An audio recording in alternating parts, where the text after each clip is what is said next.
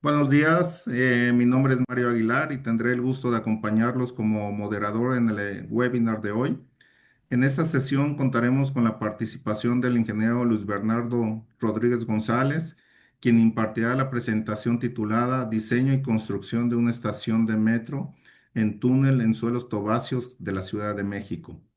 Antes de dar inicio, me permito presentar una breve semblanza de nuestro ponente. El ingeniero Luis Bernardo es ingeniero civil por la UNAM, con maestría en mecánica de suelos.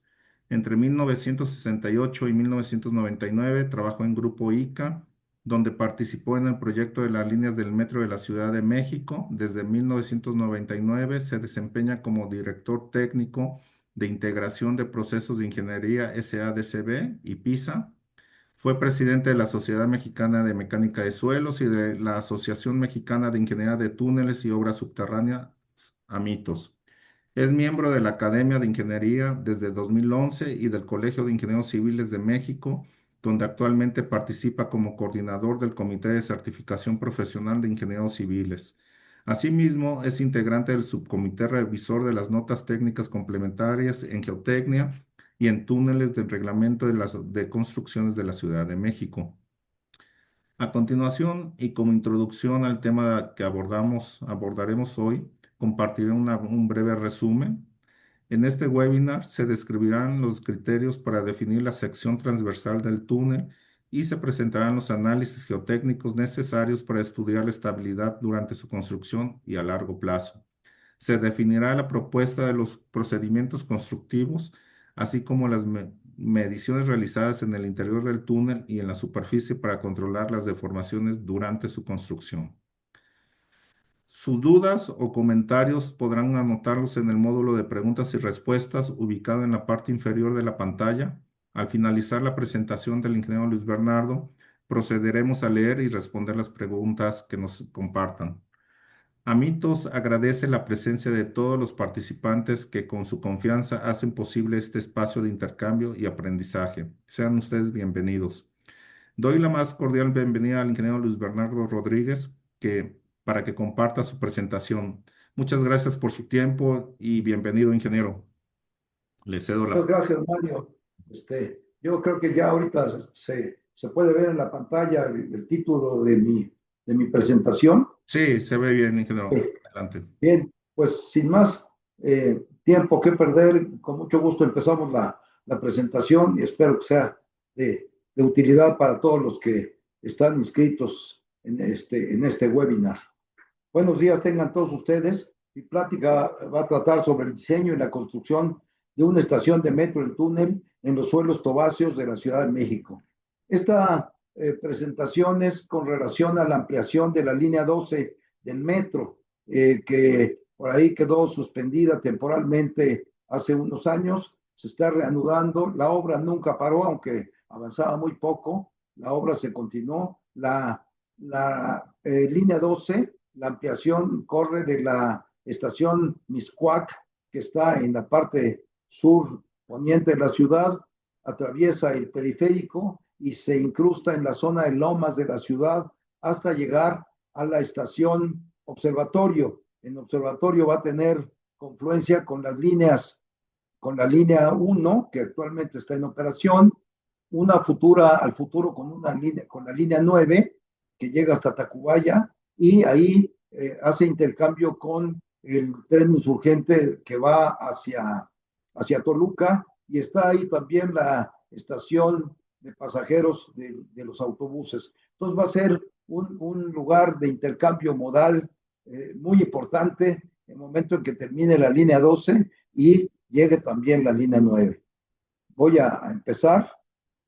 Vamos a tener el contenido de nuestra presentación, viene la ubicación de la estación y la estratigrafía, la solución arquitectónica, proyecto geotécnico, procedimiento constructivo, instrumentación geotécnica, construcción y lecciones aprendidas. Vamos a referirnos específicamente a la estación Valentín Campa. Esta estación es una estación que estará ubicada en el poniente de la ciudad, en la zona de la avenida Alta Tensión, para los que conocen la ciudad. Es una zona complicada porque parte de la avenida Minas y esa avenida se incrusta en la zona poniente, en las lomas, y es una zona de muy alta densidad demográfica, por lo que va a ayudar a toda la población que vive en el poniente, en esa zona, a bajar por Avenida Minas y tomar el metro prácticamente en la zona de la estación alta tensión.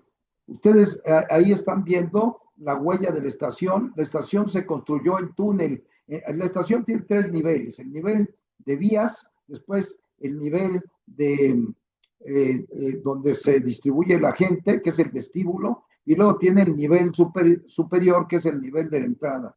La estación cuenta también con algunas excavaciones para la ventilación de la estación y el suministro de energía eléctrica. Es una estación complicada porque ustedes ven ahí la huella de la estación y ven todas las vialidades que llegan a esta zona, se hace complicado. Pero lo importante que quiero transmitirles es que el primer nivel, zona de las vías, zona de rodamiento de vías, de trenes, está hecho en túnel.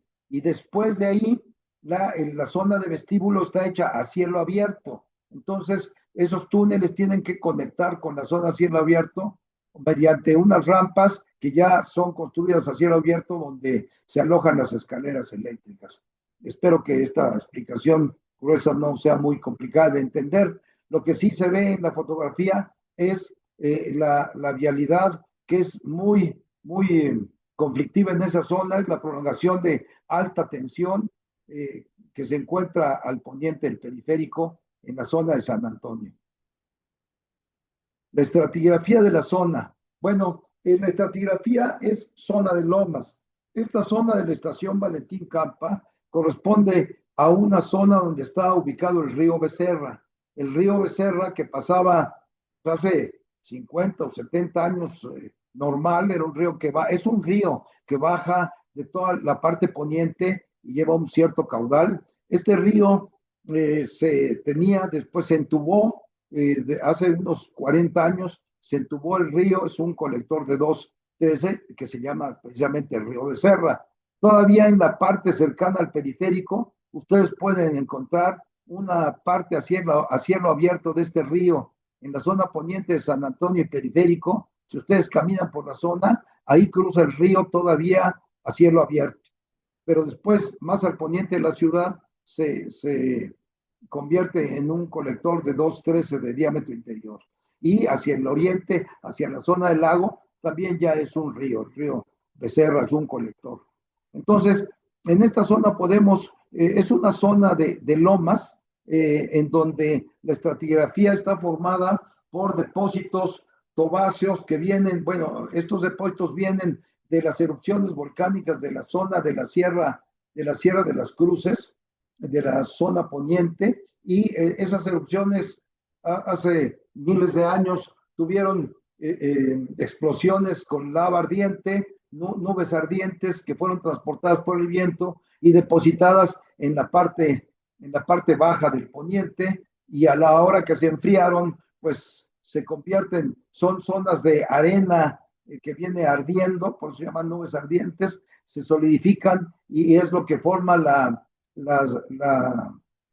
las suelos que se convierten en tobas. Cuando se enfrían, se cementan y son suelos tobáceos. En la zona del río Becerra, el río que corría hace 50 años a cielo abierto, pues con la expansión de la ciudad fue rellenado, y hay una serie de rellenos en esa zona. La zona 1 romano que se alcanza a distinguir ahí son rellenos para emparejar la zona donde el antiguo, ahí donde dice antiguo colector, en esa zona está el río Becerra. Tuvimos que desviar el río Becerra hacia la izquierda, o sea, hacia el sur, porque en esa zona se iba a construir abajo el túnel de la estación de la línea 12. Entonces se desvió y se envolvió dentro de un cajón de concreto, una galería de concreto para protegerlo en la zona del cruce. Ustedes ven ahí en la línea azul, ven la trayectoria de la estación, en donde del lado derecho dice cabecera norte, hay una flecha que da una longitud de la estación de 163 metros, y en el lado izquierdo o la zona sur está la cabecera sur. Hasta ahí termina la estación Valentín Capa y es lo que vamos a platicar el día de hoy. Estas zonas marcadas con 3 romano, 4 romano y demás, son diferentes tipos de suelos. El 1 romano son rellenos, después el 2, el 3 y el 4 son suelos ya naturales, pero no con mucha resistencia. Ahí se pueden observar, quizá con mucho esfuerzo, los sondeos y la penetración estándar, el número de golpes que tienes esos materiales. Y después viene el 10 romano y el 11 romano, que son las tobas. El 4 romano son ya tobas, que son materiales de alta resistencia al corte y que vienen disminuyendo en la zona de la estación, pero que nos permiten hacer una excavación en túnel, y ahora vamos a dar más detalles de esto. La solución arquitectónica de la estación. Bueno, hay 3 niveles, como yo lo comentaba, los niveles de vías, el nivel de andén, que es el que estamos viendo ahora. Aquí se ve el túnel, que es la excavación más amplia que se tiene en la zona, y después ya viene el tramo a la derecha, que es al norte, y a la izquierda, que es el sur. Ahí llegan los trenes, están los andenes, la gente baja y se distribuye por estos túneles curvos que se ven tanto en la parte superior del poniente como en la parte inferior.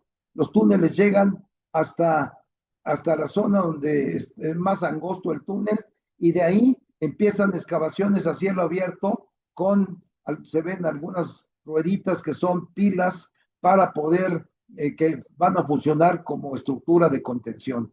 Entonces, hay 4 túneles horizontales curvos, que son los túneles de distribución, que es donde se distribuyen los pasajeros para llegar a la estación. Son 4 túneles. En el medio puedes ver 2 túneles muy grandes, que son túneles eléctricos, electromecánicos, que sirven para alojar todo el equipamiento eléctrico que da energía a las vías que van, la vía 1 que va hacia el norte y la vía 2 que va hacia el sur.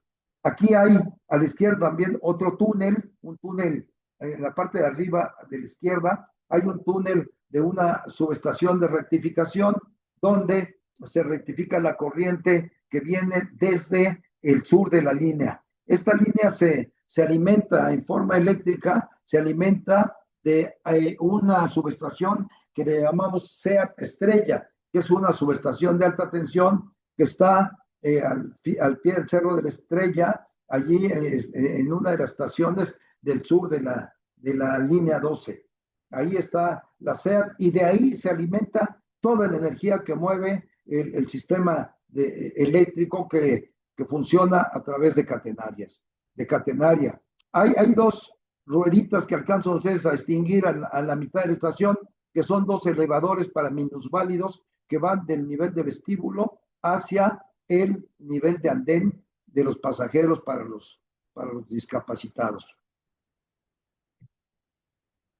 Ahora, esta planta es una planta a nivel de vestíbulo y luego a nivel de calle. Vean ustedes cómo a nivel de vestíbulo la cosa se complica, porque hay muchas instalaciones y la vialidad, y entonces aquí están en un cuadro azul el acceso 2, pero son 4 accesos, 2 al poniente y 2 al oriente, de tal manera que la gente que sube del lado oriente y quiere cruzar, lo puede hacer a través del vestíbulo sin pagar boleto, y cruza la calle del otro lado, porque alta tensión es una avenida muy complicada de vialidad. Entonces también sirve como paso de peatones, claro, hasta las 12 de la noche, que es cuando cierra el servicio. Es una arquitectura complicada, porque se tuvieron que hacer algunas afectaciones en la superficie para poder, las mínimas, desde luego, para poder encajar casi con calzador la geometría de la estación. En la parte amarilla que ven ustedes en la parte de arriba del lado derecho, hay una unidad habitacional, y aquí esta es la huella de un edificio 5 niveles construido con zapatas aisladas, porque el material es bueno, se construyó mucho antes de que ahora estemos haciendo el metro, y tuvimos necesidad de protegerlo para no dañarlo por las deformaciones del túnel. Esta es entonces la planta a nivel vestíbulo, con 4 entradas, 2 escaleras por el lado norte, por el lado poniente, perdón, arriba, y 2 escaleras del lado oriente en la parte de abajo. Y en la parte de la derecha ya ven ustedes la planta arquitectónica a nivel de calle. Ya a nivel de calle no se ve nada, se ve en el cuadro rojo de arriba el acceso 1, que es por donde entran los usuarios, y ahí bajan al nivel de vestíbulo, que ya lo vimos, y en la parte oriente dice acceso 3, vemos el otro acceso por escaleras eléctricas, donde baja la gente, acceso 2 también el azul, donde baja la gente, y del acceso 2 es una isleta que tiene por ahí un puente que viene del tramo normal hacia un tramo elevado, para un puente vial para unirse con la Avenida San Antonio, y ahí tenemos también otro acceso de peatones que puede cruzar la calle, que es una calle complicada para no poner en riesgo a los usuarios. Bueno, la solución arquitectónica para el túnel tuvimos dos opciones. Una, que es un túnel que ya lo hemos hecho en la línea 7, por ejemplo, en la estación Miscuac. Tenemos un túnel, un solo túnel de 13 metros de ancho a nivel interior, como 16 metros a nivel exterior, y 9,20 a nivel interior de altura, que son como 11 metros a nivel de excavación. Es un túnel muy grande, que en suelos tobáceos generalmente se puede utilizar, pero en este caso, recuerden ustedes que tenemos en la estratigrafía que vimos muy poco techo de tobas, entonces no quisimos correr un riesgo de hacer el túnel con ya prácticamente sin techo de materiales resistentes, entonces se optó por la solución de túneles gemelos, una solución que hemos usado en la línea 7, hace casi 50 años lo utilizamos en casi todas las estaciones subterráneas de la línea 7. Esto constituye 2 túneles gemelos que tienen un techo, aquí lo ven ustedes, comparativamente más chico, y entonces todo el arqueo de los materiales tobáceos encima de los túneles puede hacerse mejor porque estamos más protegidos por suelo más resistente. Ahora vamos a ver el tipo de construcción de estos suelos, pero la causa principal de hacer túneles gemelos es para aprovechar al máximo el techo de materiales tobáceos que tenemos encima y reducir los riesgos de alguna posible falla o deformaciones en la superficie. La solución de arquitectónica en un corte, aquí vemos el nivel de andén que yo les comentaba, que ya está prácticamente terminado, y luego tenemos a una escala el nivel de vestíbulo, que es por donde entra la gente. Bueno, entra desde el nivel de calle, ahí se ven algunas escaleras, bajan y llegan al nivel de vestíbulo. Ahí toman los torniquetes, pagan el boleto y luego vienen algunos túneles o algunas rampas donde la gente accede ya al túnel a nivel de andén, que es la línea roja que dice ahí, punteada, que dice nivel de andén. Observen ustedes que entre nivel de vestíbulo y nivel de andén todavía hay una profundidad importante. Entonces, aquí está la gente que entra a nivel de vestíbulo, tiene que usar escaleras mecánicas, eléctricas, y llegar al nivel de andén a través de los túneles de distribución que veíamos en la planta. ¿Cómo estuvo el proyecto geotécnico? Bueno, el proyecto geotécnico nos preocupaba por 2 razones. Primero, por la cercanía del edificio de 5 niveles con zapatas aisladas que ven ustedes en la figura izquierda, en donde había del orden de 13, 14 metros a las zapatas hacia los túneles. Entonces, teníamos mucho temor en mover este edificio y fuimos cuidadosos con un procedimiento constructivo que más adelante lo voy a comentar. Y de la vía, del lado de la otra vía, teníamos un deprimido vehicular que, aunque también estaba a 11 metros de la clave del túnel, pues no nos preocupó tanto porque el deprimido vehicular estaba dentro de las tobas y la descarga de ese material pues no provocó ningún problema al túnel, y a su vez la construcción del túnel tampoco provocó ningún problema de estabilidad al deprimido vehicular. Y finalmente lo que les comentaba, el túnel pasa, el río Becerra pasa arriba del túnel. Aquí está a 8 metros más o menos y a 4 metros de la clave. Río Becerra, perdón, Este río Becerra pasa en una galería construida con piso y paredes de concreto para proteger al colector, que no vaya a tener ningún movimiento, porque son tuberías de 213 que llevan mucho caudal casi en toda su vida útil y pueden tener alguna falla por la excavación del túnel. Entonces, el colector se construyó con un desvío y se alojó dentro de una galería de concreto reforzado. Aquí viene la estratigrafía en la zona del túnel ya más directa. Tenemos un relleno antrópico, o sea, se rellenó para poner horizontal porque el río traía una pendiente y entonces, en la medida que la ciudad fue creciendo, se fue rellenando con material de relleno hasta el de 11 metros. Después hay una arcilla arenosa, aunque estas arcillas ya no son como las del Valle de México, son arcillas ya de suelo natural de la zona de lomas, en donde hay una buena ángulo de fricción y una buena cohesión y resistencia al corte. Después viene otra arcilla arenosa, ya en la clave del túnel, y unos boleos empacados en arcillas y una arena arcillosa. Pero todas estas arenas arcillosas y demás ya son de muy buena resistencia al corte, y ustedes pueden ver los módulos de elasticidad mayores que 1000 y cercanos a 1000 en la clave de los túneles.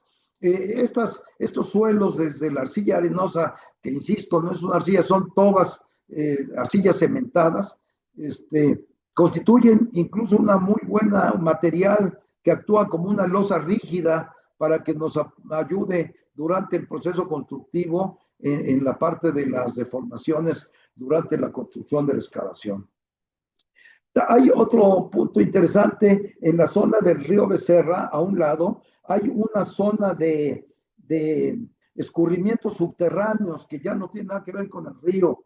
Estos escurrimientos subterráneos son típicos de algunas zonas del poniente de la ciudad muy específicas.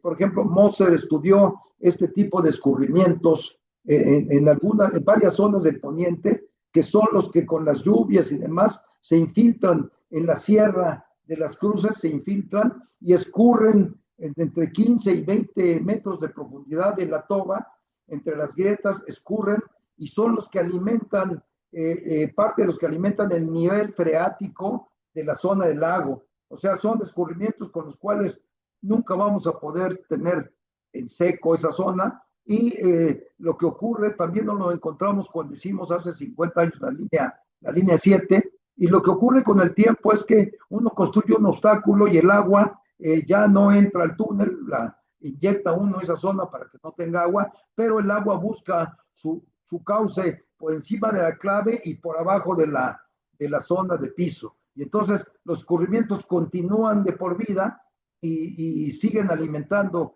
el nivel freático, y lo que hacen es le dan la vuelta al obstáculo de los túneles de las líneas del metro. Esto lo tuvimos cercanos al río Becerra, incluso algunos ingenieros pensaban que eran filtraciones del río Becerra. No, el río Becerra se encontraba 4 o 5 metros arriba de la clave del túnel. Y finalmente viene la parte del proyecto geotécnico. Miren ustedes, el proyecto geotécnico tiene dos caminos. Los caminos ahora para estudiar por elementos finitos la zona de la distribución de esfuerzos en la masa de suelo, que ese es un método muy usado para la zona de los túneles. Y aquí teníamos varios estratos. Nosotros desde la línea 7 usamos el método que le llamamos el método de Tamés. El profesor Tamés hace tiempo, basado en algunas teorías de los ingleses, infirió un análisis muy simple, pero muy realista, de cómo está la estabilidad local y del frente de los túneles y cómo está la estabilidad de un túnel somero y de un túnel profundo.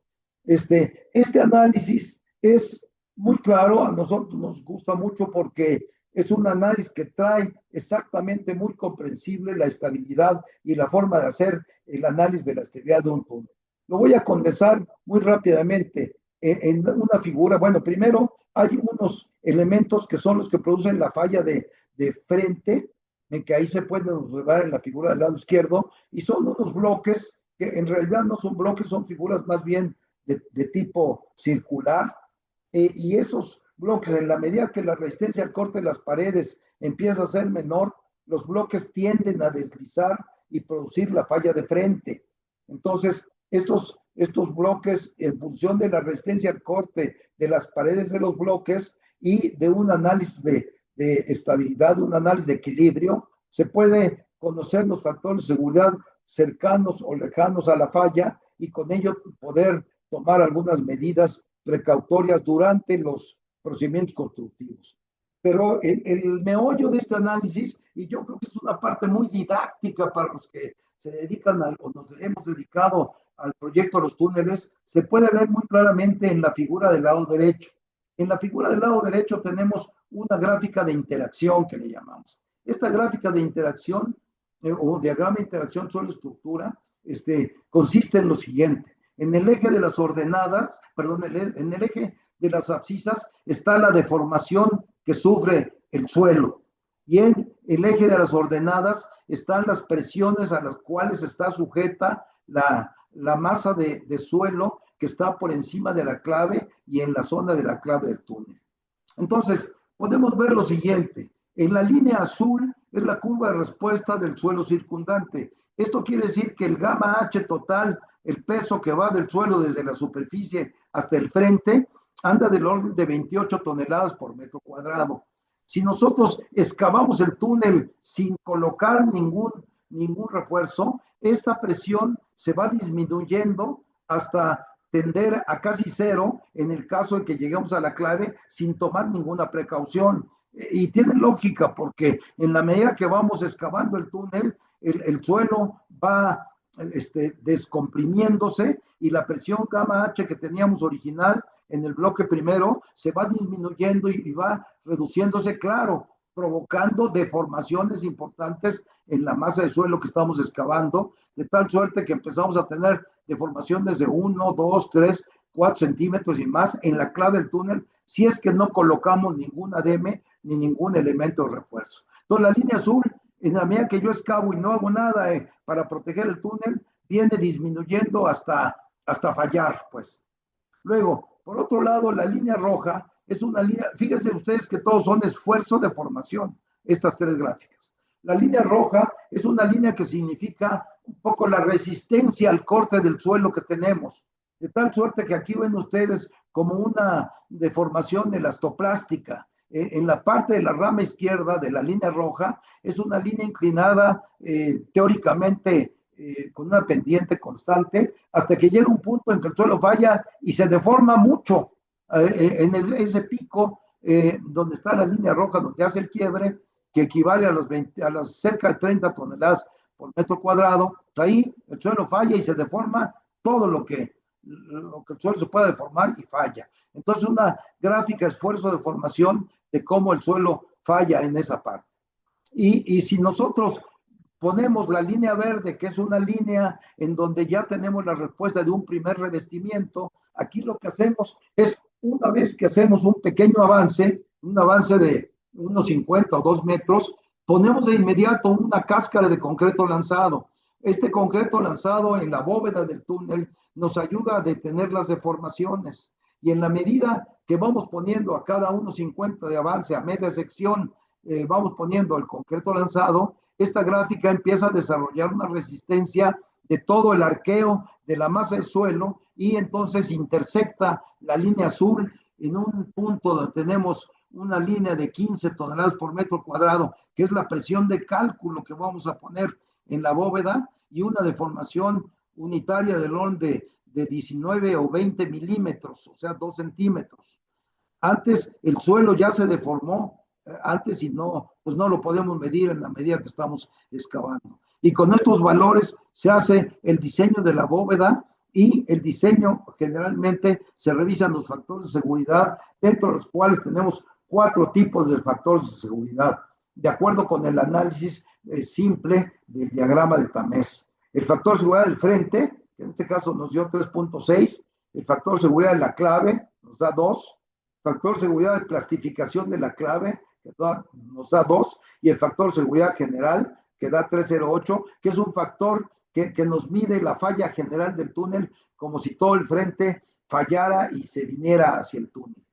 Con estas ideas, entonces, se procede de inmediato a plantear los procedimientos constructivos, pero basándose en varias cosas. Primero, que la excavación no sea de todo el frente, sino de una media sección en donde podemos desarrollar la menor cantidad de deformación en la clave.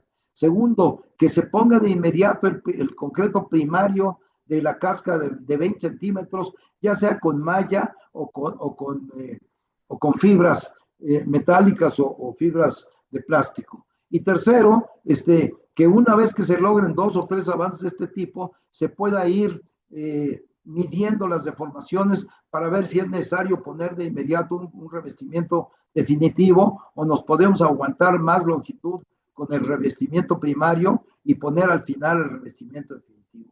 Por eso esta gráfica del diseño es muy importante. Nos mide el equilibrio y nos mide las deformaciones de unas posibles fallas que pueden estar latentes durante el análisis y la construcción de los túneles. Voy a pasar al siguiente. Bueno, también se tienen los análisis de las teorías de Atwell y Woodman, la de Peck y la del mismo Tamés, en donde se pueden ver las deformaciones teóricas que se tienen durante la excavación de un túnel del lado izquierdo, de un túnel del lado derecho que se hace posterior y luego del criterio de Tamés. En todas ellas ustedes verán que en los 3 criterios de diseño de los elementos para conocer las deformaciones en la parte más importante del túnel, que es una especie de curva, campana de Gauss invertida, tenemos ahí del orden de 2.61 centímetros como máximo.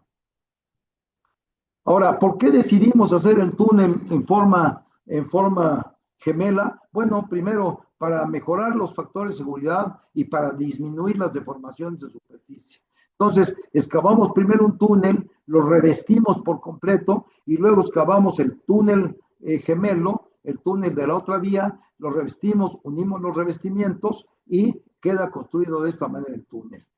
Las consideraciones de diseño son las siguientes. En el revestimiento definitivo de concreto reforzado fueron 35 centímetros de espesor con un armado de un acero de refuerzo de 4.200 kilos por centímetro cuadrado y un F'C de 300 kilos por centímetro cuadrado. Este revestimiento lo hicimos con una cimbra metálica que se corrió a lo largo del túnel, a lo largo de todo el túnel.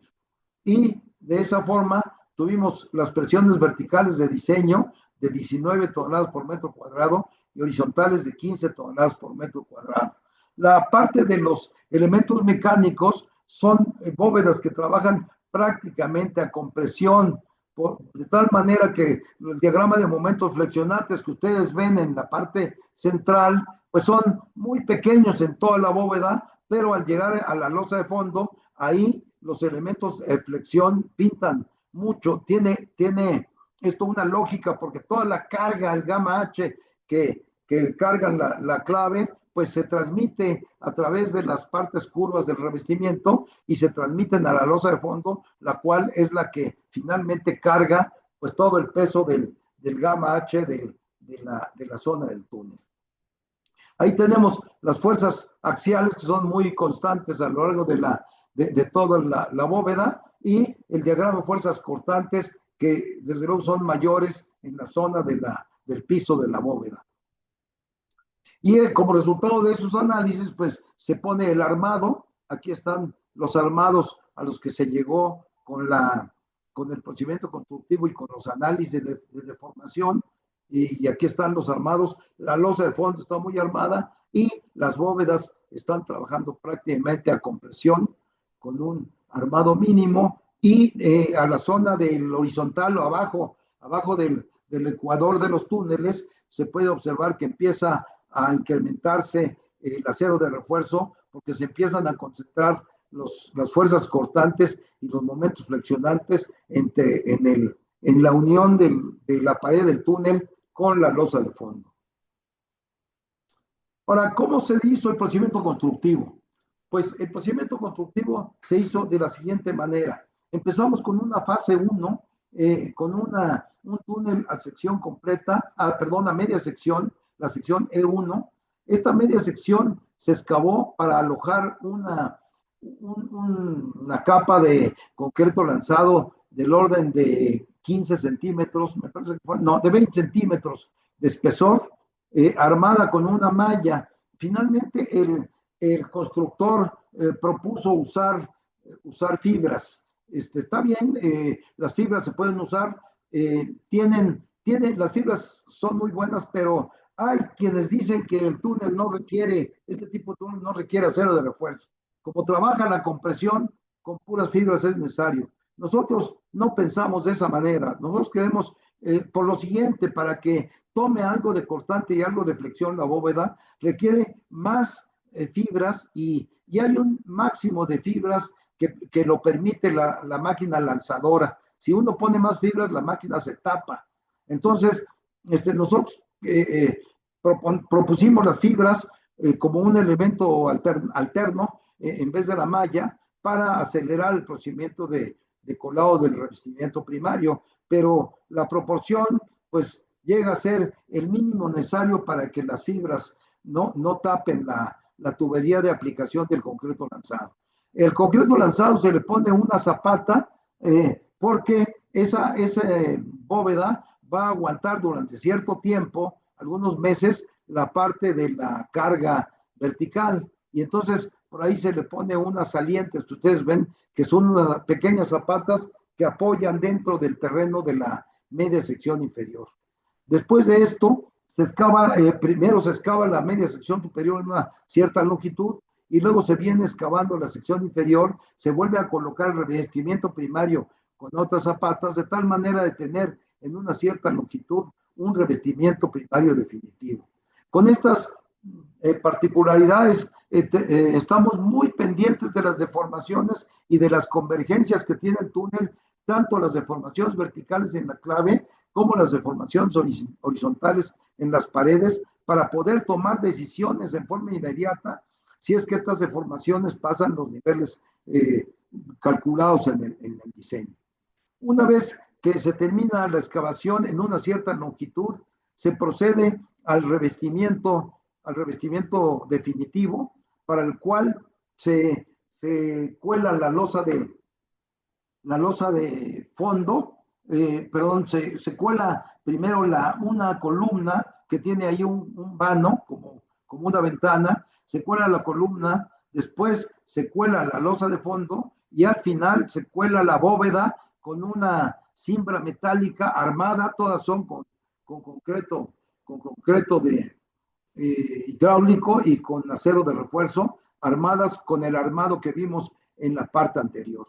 Y con este procedimiento en forma de tramos, pequeños tramos, nos vamos hasta el final del túnel, siempre y cuando las deformaciones no se sobrepasen las deformaciones que hemos calculado.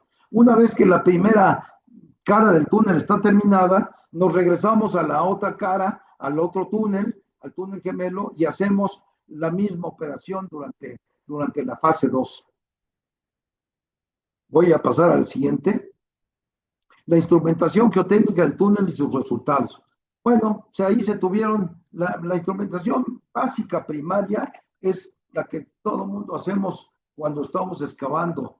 Son mediciones en superficie y mediciones en el interior del túnel. Estuvimos muy preocupados por el edificio que estaba muy cerca y estuvimos nivelando tanto el propio edificio como la zona de las banquetas y asimismo la zona del eje del túnel vía 1 y del túnel vía 2. Y adicionalmente se pusieron unos extensómetros de barras en la zona de la clave para medir las deformaciones en la zona de la clave del túnel. Y los resultados de las mediciones fueron los que aquí se muestran. En la parte rosa es la parte que se deformó durante el primer túnel, luego la parte digamos verde claro, si es que se puede distinguir el color, es la parte que se deformó en la clave para cuando se hizo el segundo túnel, y ahí se pueden ver algunos de los incidentes que tuvimos. Dice ahí zona de vado, es decir, ahí el piso se aguachirnó y demás por las filtraciones que tuvimos, digamos, las filtraciones subterráneas que vienen de toda la formación subterránea de la zona poniente y que pasa por ahí hacia la zona del lago. No se tuvo cuidado y bueno, se aguachernó y se tuvo que poner concreto simple, un concreto de baja resistencia para que la maquinaria pudiera pasar. Y ahí se puede, no sé si alcanza a distinguir la zona de filtraciones que está marcada con una flecha en la parte superior de la figura y pues son las filtraciones que vienen. Y ahí se puede observar en la zona izquierda, muy tenue, un par de líneas rosas o rojas donde viene el río Tacubá, el río Becerra. El río Becerra viene, la parte principal, original, viene con unas culebritas por ahí marcadas y luego el desvío se observa un poco más a la izquierda, más abajo, y esa fue la zona del desvío que pasó prácticamente en la cabecera de la estación. Aquí pueden ustedes observar que las máximas deformaciones del túnel en la zona de la entrada fueron del orden de 35 centímetros. Y esto pues ocurre porque son las zonas de la zona de aprendizaje cuando empieza a hacerse el túnel, que va en general más lento que lo que ya cuando se toma toda la zona de aprendizaje se tiene más rapidez en la construcción. Aquí se observa los asentamientos acumulados en las referencias superficiales. Igual la zona rosa o roja es la zona del primer túnel de la fase 1 y la zona verde de la fase 2 en el otro túnel. Y aquí se observan las mediciones que tuvimos en las convergencias dentro del túnel. Se observan deformaciones que en general no pasan de 20 a 30 milímetros en la zona de las paredes y de la clave, y se puede observar que primero hay un movimiento y luego ya se estabilizan, aunque está brincoteado, pues hay una línea horizontal que una vez que pasa la excavación y los efectos de las excavaciones de adelante se empiezan a estabilizar. Afortunadamente no tuvimos ningún problema de ningún tipo con el procedimiento constructivo muy restringido que estuvimos llevando a cabo con avances máximos de 6 metros, de 5 a 6 metros en la zona de revestimiento primario. Y después todo el túnel al nivel de revestimiento primario se empezó a construir el revestimiento secundario. Aquí se observan la zona de las mediciones de los instrumentos que pusimos para los extensómetros de barras, en donde las deformaciones pues tampoco pasaron de muy pocos milímetros, ¿no? Y aquí está el inclinómetro que también marcó muy poca deformación, 1.6 milímetros en la parte más crítica dentro de la zona de los túneles. Ya para el procedimiento constructivo, pues se marcó, primero tuvimos que lidiar ahí con algunas filtraciones y se pusieron drenes en las zonas de filtraciones, drenes con tubos ranurados para controlar las filtraciones y que se vinieran a través de los tubos. Ahí se pueden ver cuáles fueron las filtraciones que tuvimos. El volumen de diseño por filtración, fíjense ustedes, el diseño de la línea está marcado, esta línea no está bajo el nivel freático, por lo tanto no hay agua en estos túneles. Sin embargo, se diseñó el drenaje de toda la zona, de todos los túneles, para un nivel de filtración de casi 92 metros cúbicos por día. Entonces, los diseños de los drenajes están hechos para esa cantidad. Ahora, los aforos que se tuvieron en esta zona por el agua subterránea que corría de la zona poniente y de la zona subterránea, se midieron de entre 8,000 y 19,000 litros por día. Entonces están muy por debajo del diseño que a largo plazo puede ser capaz la línea de drenar en estos terrenos. El procedimiento constructivo, pues ahí se puede ver a media sección superior del segundo túnel, ya hay un primer túnel, ahí se ve del lado izquierdo un primer túnel ya terminado, y del lado derecho se está viendo la excavación a media sección superior del túnel gemelo. Se tiene ahí algunas membranas que se pusieron para ir evitando las filtraciones de largo plazo en las zonas de la excavación. La foto del lado derecho ya se ve por ahí muy adelantada la excavación con el concreto lanzado definitivo ya en la zona de los túneles. Perdón, primario en la zona de los túneles. Aquí se ve otro aspecto ya del armado y colado de la losa de fondo del túnel y se puede observar la membrana de color amarillo que se puso para evitar las filtraciones. Aquí Ingeniero, del lado derecho se luego, puede ver ya. disculpe, quedan 10 minutos para Sí, finalizar la presentación. ok. Gracias. Sí, gracias, ingeniero. Aquí se puede ver ya ¿cómo se llama? El muro intermedio con unas ventanas y el cimbrado del muro. Ya está la losa de piso terminada, el cimbrado del muro y luego el armado de la bóveda. Y aquí ya se puede ver la losa de piso terminada, el muro con las ventanas hechas y colados arriba, y la cimbra deslizante que va, que va a ir colando todo el resto de la bóveda. Se ven en el lado derecho otra foto del avance con la cimbra deslizante ya entrando a la zona del túnel secundario, del túnel gemelo. Y estas son ya los túneles ya terminados de un lado y se observan ahí las zonas con revestimiento primario de donde ya no se va a construir el revestimiento del túnel porque son los túneles secundarios tanto de los túneles electromecánicos como los túneles de distribución por donde van a entrar las personas. Pues, ¿qué lecciones aprendimos de este proyecto?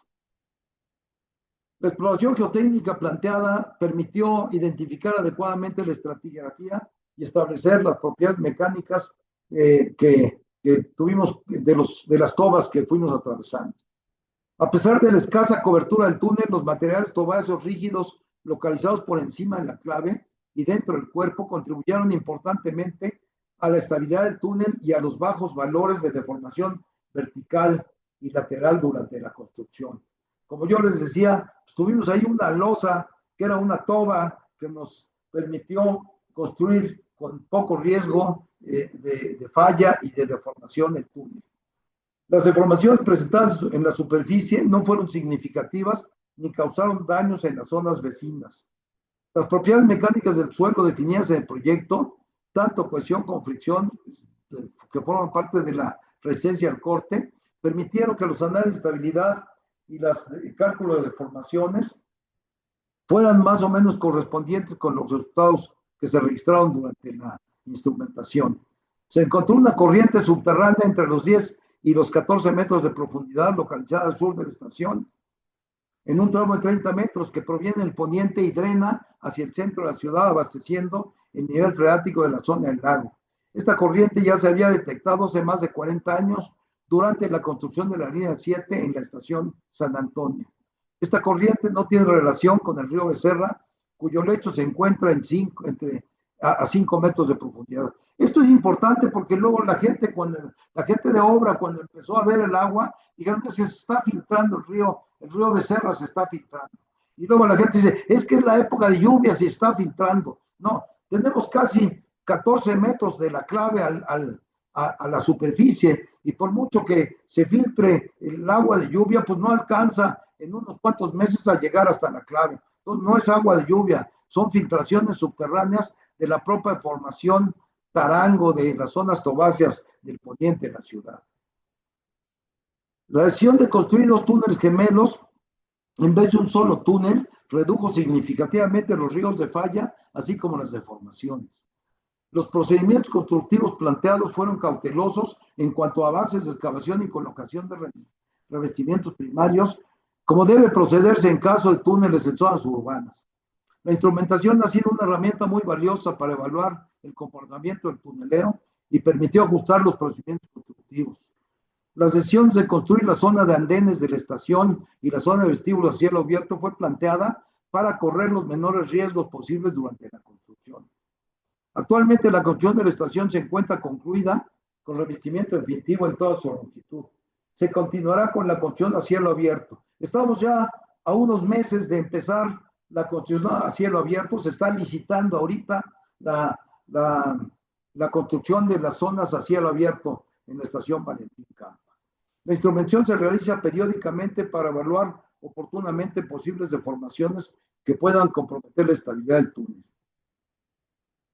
Pues muchas gracias a todos ustedes, a Mitos, por permitirme compartir de manera rápida nuestras experiencias en este tipo de túneles y estar muy pendientes porque en el 2028, 2030 estará la línea 12 completa hasta la estación observatorio. Muchas gracias por su atención. Gracias, ingeniero. En nombre de Amitos agradecemos mucho su interés y tiempo para participar en este evento. Tenemos algunas preguntas que vamos a leer.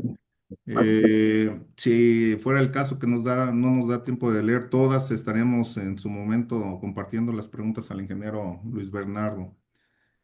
Blanca Mesa Vega pregunta, ¿se contempló una inyección de contacto entre el revestimiento temporal y el definitivo para evitar espacios anulares entre estos dos revestimientos que puedan generar asentamientos en superficie?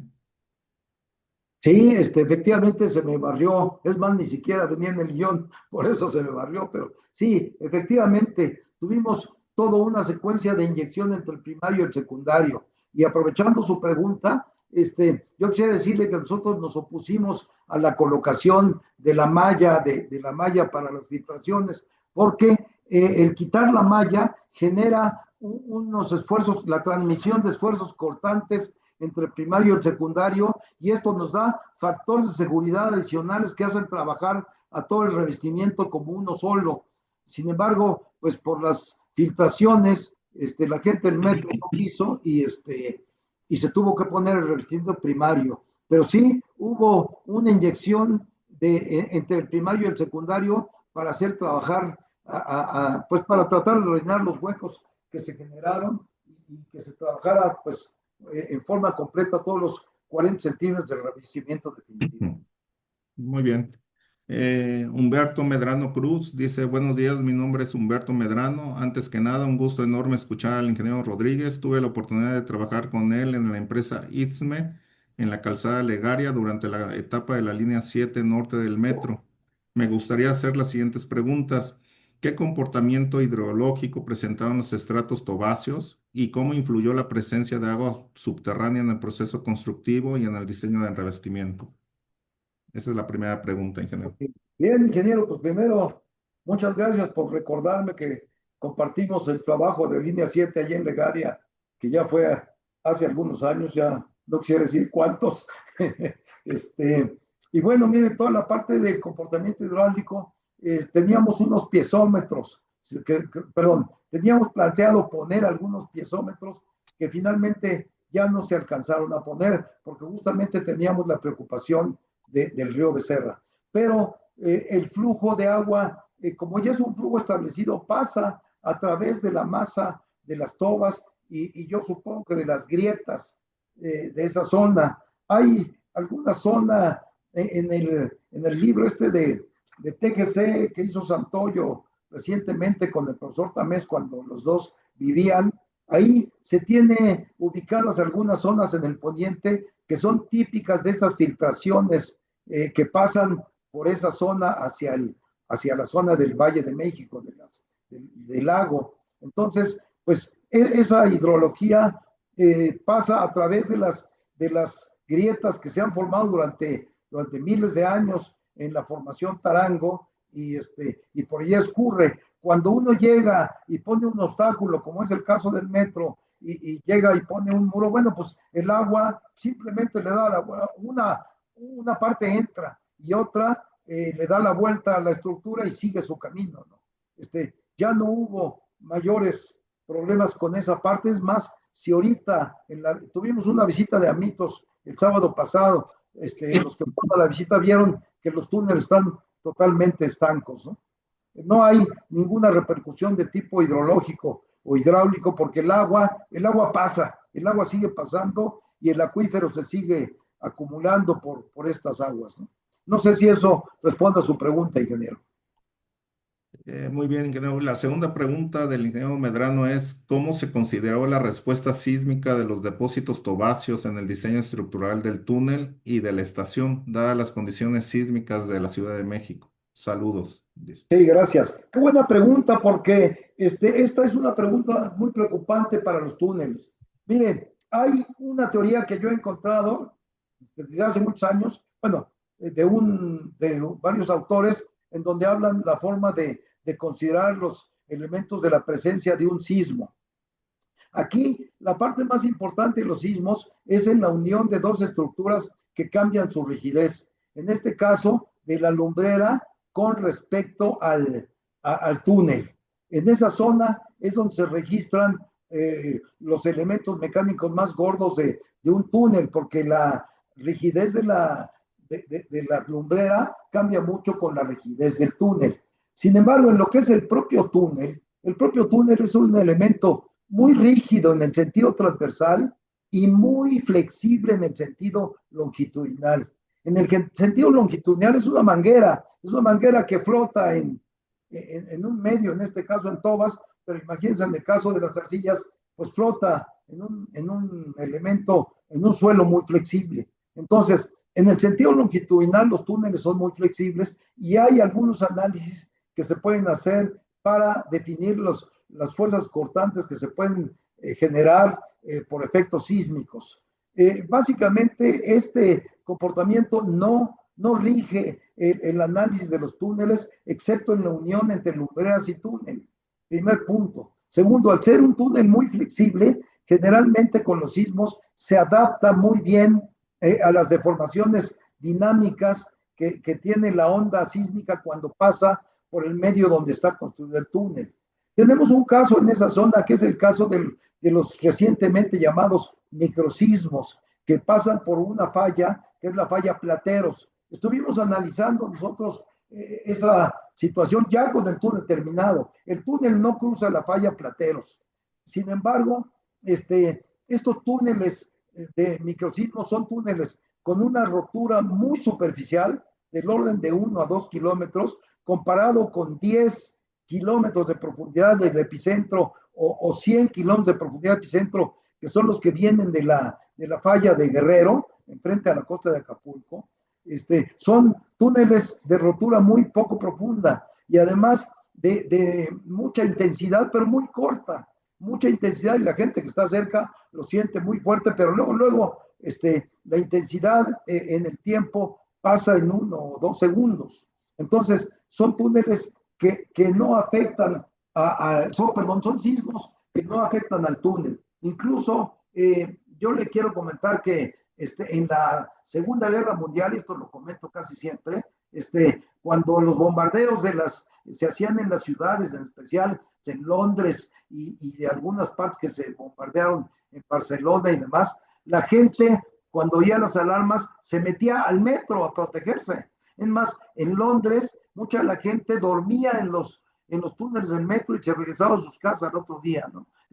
Los túneles, y quiero poner otro ejemplo, en los escudos en la zona de arcillas, pues los túneles están hechos de dovelas y la dovela es una grieta transversal a cada 50 centímetros, a cada 40 centímetros. Son túneles muy flexibles que se juntan por medio de tornillos y tuercas a cierta presión. Entonces, en ese caso, los túneles están agrietados a cada 40 centímetros, segmentados y por tanto son muy, muy flexibles. El efecto del túnel tiene muy poca repercusión en los túneles.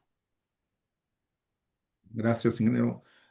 Mario Holguín, gracias por la presentación. Luis Bernardo, ¿quién fue el proyectista y quién el constructor? ¿Hay ya una fecha prevista para la puesta en servicio de este tramo en línea? Gracias a Mitos y a Luis Bernardo por la presentación. Hola Mario, muchas gracias y qué bueno que viste la presentación que hice. Mira, sí, el proyectista fue IPISA, fuimos nosotros. Digo, no es una sola gente, es un grupo. Estas grandes obras se hacen con un equipo de gentes, no es de una sola gente. Tenemos estructuristas, el ingeniero Camilla estuvo ahí al frente de esto, Eligio Vázquez Vera también estuvo por allí al frente de esto, los geotecnistas, Baldomiano Soria y un servidor, y mucha más gente que nos ayudó en el proyecto hidráulico, electromecánico y arquitectónico. Ahora, la estación se terminó, la empresa que empezó construyendo esto fue Prodemex, que llegó a un punto muy avanzado, la terminó la empresa GAMI, la constructora, que es la que terminó los túneles, y las fechas en que se tiene prevista la terminación de la obra civil es en el 2028, luego la obra electromecánica en 2029 y tal vez en el 2030 se esté inaugurando por fin la ampliación de la línea 12. Creo que con esto, Mario, está contestada tu pregunta. Y me da gusto saludarte. Un par de saludos, dice Roberto González Izquierdo. Muchas gracias, Luis Bernardo. Muy buena presentación y recuerdo de un tramo muy difícil de excavar y revestir. Así es, Roberto. ¿Sí? ¿Es todo su comentario? Sí, sí, sí. Sí, así es, Roberto. Efectivamente, el tramo difícil fue más al sur de la estación Valentín Campa. No presentamos en esta ocasión ese problema, que es un tramo de rellenos antrópicos que estuvieron 125 metros de longitud y que empezamos a tener muchas deformaciones arriba en superficie. Había viviendas y bueno, pues ese es otro problema y otra presentación que tenemos lista para cuando ustedes quieran que la presentemos, con mucho gusto lo hacemos, ¿no? Roberto González Ramírez, muchas gracias, ingeniero Luis Bernardo. Excelente presentación. Gracias, Roberto.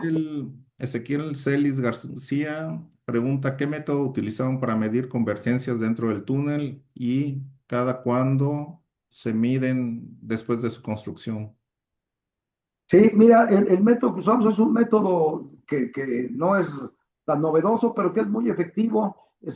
Topográficamente se ponen unas vialetas en la parte de las paredes una vez que termina el revestimiento primario y se empiezan a medir topográficamente su acercamiento, su acortamiento o alargamiento y lo vamos graficando en una de las gráficas que presenté en la presentación.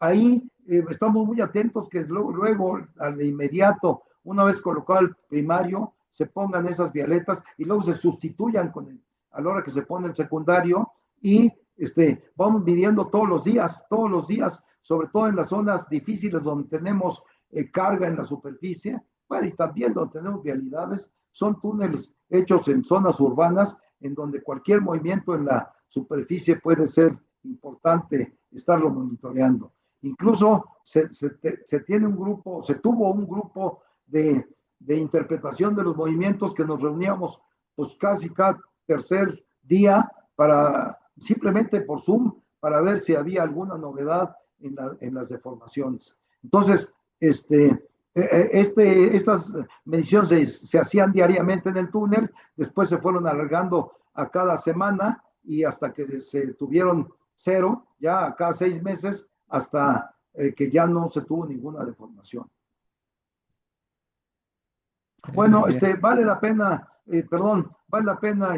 comentar que ahorita en el tramo difícil que tuvimos al sur de la estación Valentín Campa, se están poniendo mediciones ya de tipo electrónico, mismas que aquí el ingeniero que está sirviendo de moderador, las instaló y las vamos a medir ya en forma definitiva a largo plazo para que el metro tenga esas deformaciones y podamos medir en esos tramos difíciles en forma indirecta Automatizada, y ¿no?